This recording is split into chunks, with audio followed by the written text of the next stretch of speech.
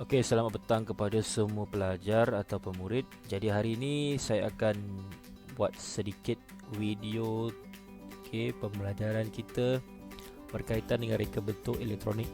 Jadi sebelum ni saya hanya berikan nota kepada anda semua. Jadi hari ini saya akan ajarlah secara detail apakah itu reka bentuk elektronik.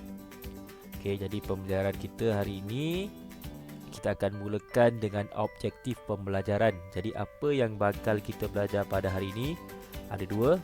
Okey, yang pertama adalah menyatakan maksud mikropengawal dan mikropemproses. Jadi itu perkara pertama. Okey, yang kedua adalah menjelaskan bahagian-bahagian yang terdapat dalam mikropengawal. Okey. Jadi pertama-tama sekali kita akan tahu, kita kena mengetahui apa yang kita belajar sebenarnya, apakah yang berkaitan dengan reka bentuk elektronik. Jadi reka bentuk elektronik ini adalah komponen elektronik yang digunakan pada semua peralatan elektrik ataupun elektronik. Jadi tak kisahlah televisyen ke, radio, telefon, komputer, alat-alat macam ni yang saya tengok sekarang ni, sabun yang dia hulur tangan secara automatik sabunnya keluar. Lepas tu pagar elektronik, pagar elektrik yang secara automatik buka apabila kita tekan switch, dan juga komputer lah. Jadi ini berkaitan dengan reka bentuk elektronik lah. Apa kegunaannya? Jadi kita pergi kepada perkara pertama, objektif pertama yang kita belajar pada hari ini, iaitu maksud mikropengawal dan mikropemproses. Jadi apakah itu mikropengawal? Jadi mikropengawal ini adalah merupakan peranti kawalan dalam satu chip. Maksudnya dalam satu chip itu dia akan mengawal lah, yang tujuannya atau fungsinya untuk mengawal peranti elektronik, di mana ia terdiri daripada 4 perkara. Yang pertama adalah kita panggil sebagai CPU ataupun unit pemprosesan pusat. Yang kedua RAM, Random Access Memory. Kalau kita biasa dengar, RAM ni ada pada komputer, telefon, dan juga ROM, Read Only Memory. Yang juga ada pada laptop ataupun telefon. Macam telefon saya, dia punya storage-nya 256 GB. Maksud storage tu adalah ROM. Manakala saya punya telefon punya RAM adalah 8 GB. Maksudnya RAM itu 8 GB.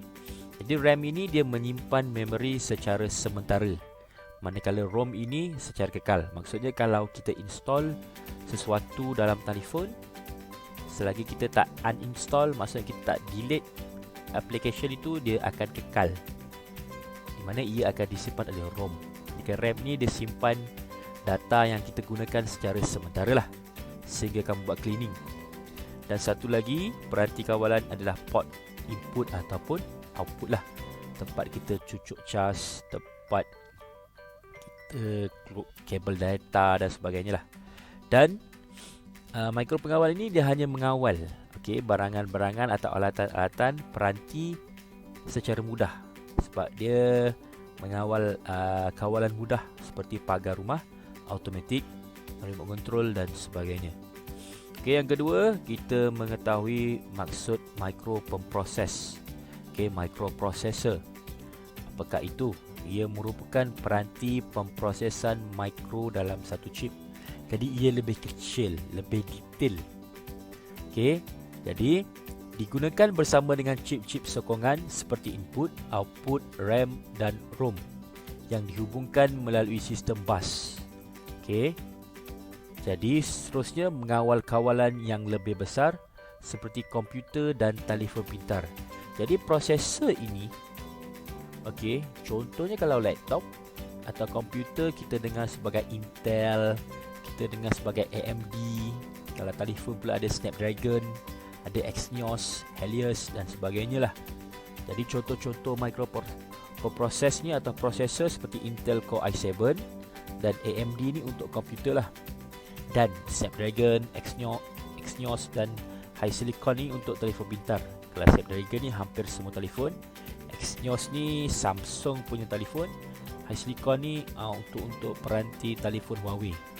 Jadi ini adalah chip-chip yang digunakan lah, kita panggil sebagai chip lah. Okay. Jadi sebenarnya adalah prosesor.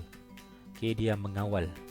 Jadi macam mana suatu micro pengawal atau microprocessor itu berfungsi. Jadi kita pergi kepada micro pengawal dulu.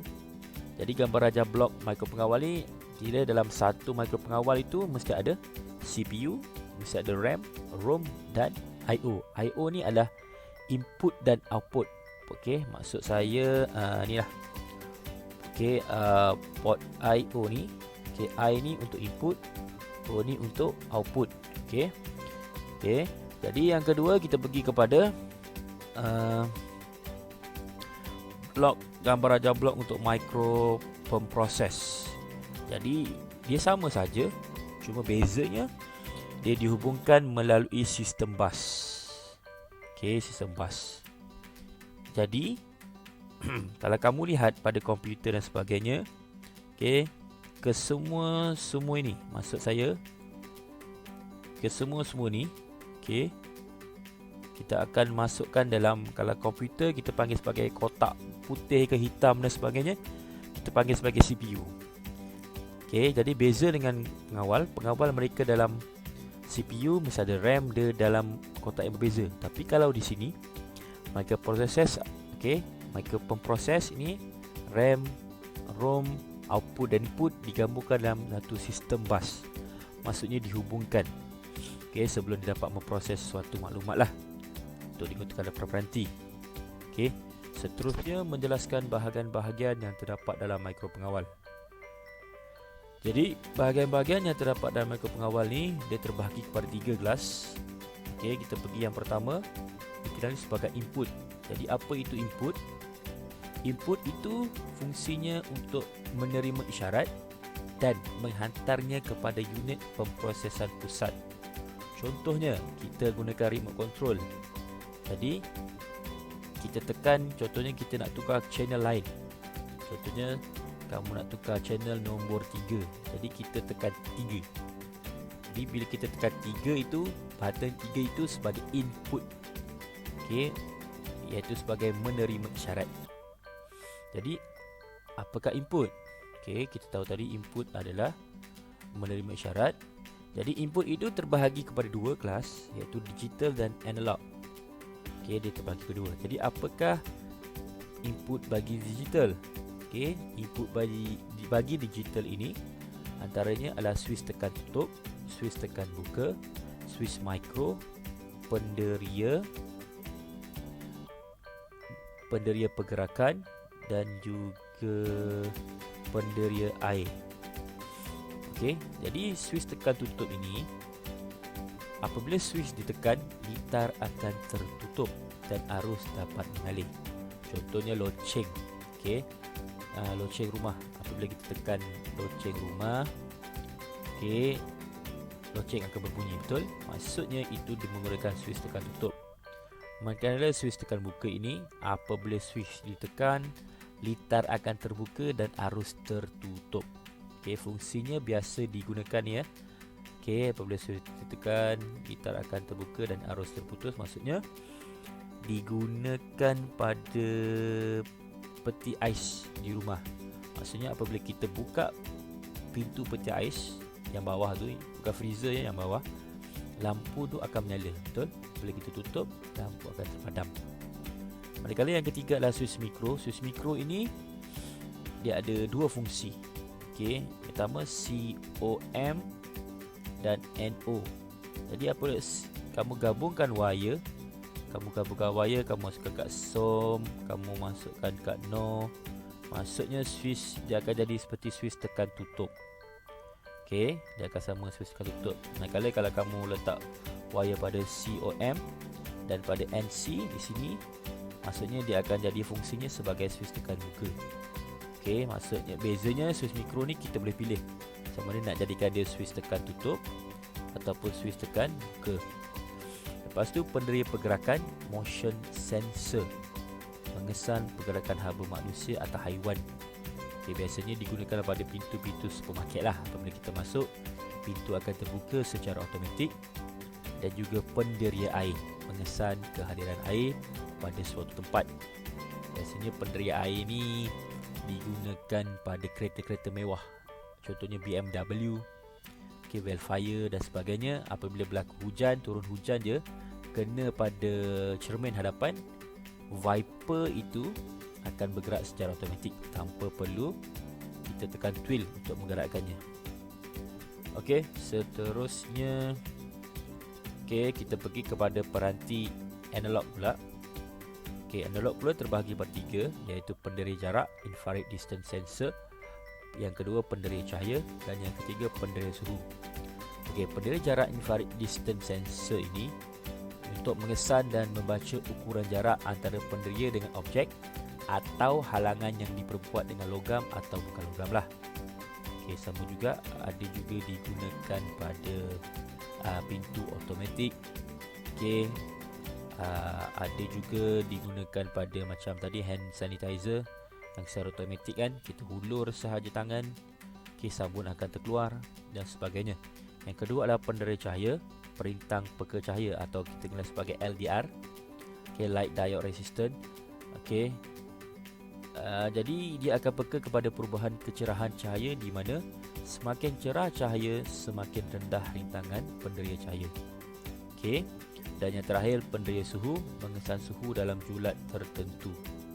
Biasa pendera suhu yang digunakan adalah LM35T. Kita kembali kepada menjelaskan bahagian-bahagian yang terdapat dalam mikro pengawal. Jadi kita dah habis kepada input. Input ingat balik terbahagi kepada 2, iaitu digital dan juga analog, di mana fungsinya adalah untuk menerima isyarat dan menghantarnya kepada unit pemprosesan pusat. Jadi kita pergi kepada yang kedua, iaitu unit pemprosesan pusat ataupun CPU, bahagian proses. Jadi apabila kita tekan, kembali tadi kita tekan button 1. Jadi kita tekan button 1 tu, kita tekan saja, isyarat 1 tadi akan diproses oleh CPU. Di mana CPU melaksanakan atur cara yang disimpan dalam ROM yang menyimpan data secara kekal. Maksudnya bila kita tekan 1 lah. Sebab dia dah disetkan sebelum ni. Kalau kita tekan 2 mesti jadi 2. Sebab dia disimpan secara ROM secara kekal. Dan RAM akan menyimpan data secara sementara. Sebab button ni banyak kan. Kalau kita tak ada ROM, ROM ni menyimpan saja. Kalau tak ada RAM, kita tekan 1, kita tekan 2, takut jadi 1 balik. Sebab tu disimpan juga secara sementara oleh ROM. Kita tekan 1, kita terus boleh simpan 2. Dan boleh tekan 1, tekan 2 dan sebagainya lah. Dan ketiga adalah output. Apabila input, kita terima input, menerima maklumat, dia diproses melalui CPU dan CPU akan hantar kepada bahagian output. Output ni yang akan menerima isyarat daripada unit CPU tadi, daripada input. Jadi bila kita tekan nombor 1, CPU proses. Jadi output itu, contohnya outputnya pada skrin di televisyen kita lah. Kita tekan 1, diproses oleh CPU. Jadi output tadi akan mengeluarkan nombor 1.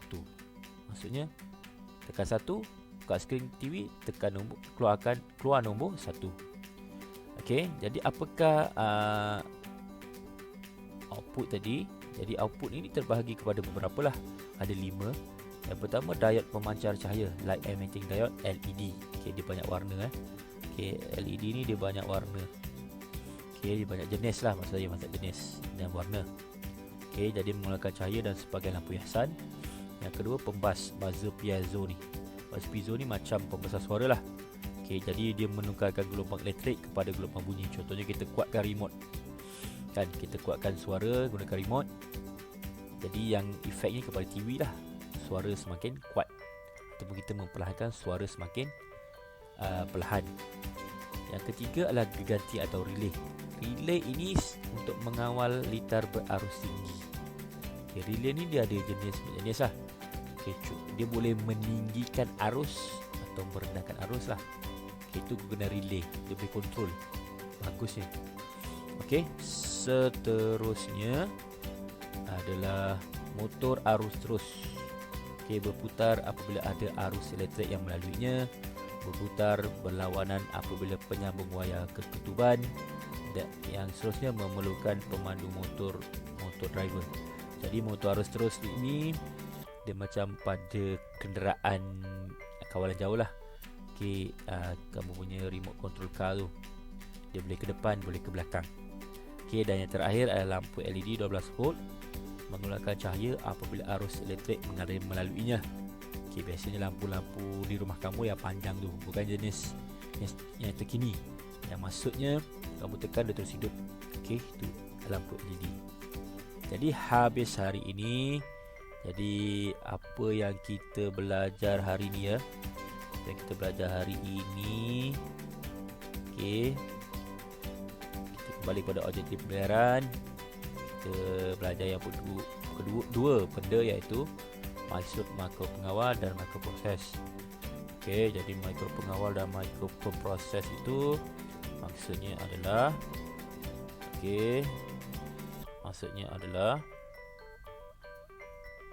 merupakan peranti kawalan dalam satu chip berfungsi untuk mengawal peranti elektronik. Dan terdiri daripada beberapa lah. Ini adalah mikro pengawal. Manakala mikro pemproses maksudnya merupakan peranti pemprosesan mikro dalam satu chip, digunakan bersama dengan chip-chip sokongan seperti output, RAM, ROM yang dihubungkan dalam satu sistem. Dan kita juga sudah mengetahui apakah itu input, unit pemprosesan pusat, CPU dan juga output. Jadi pengakhirannya saya nak kamu buat latihan pengukuhan.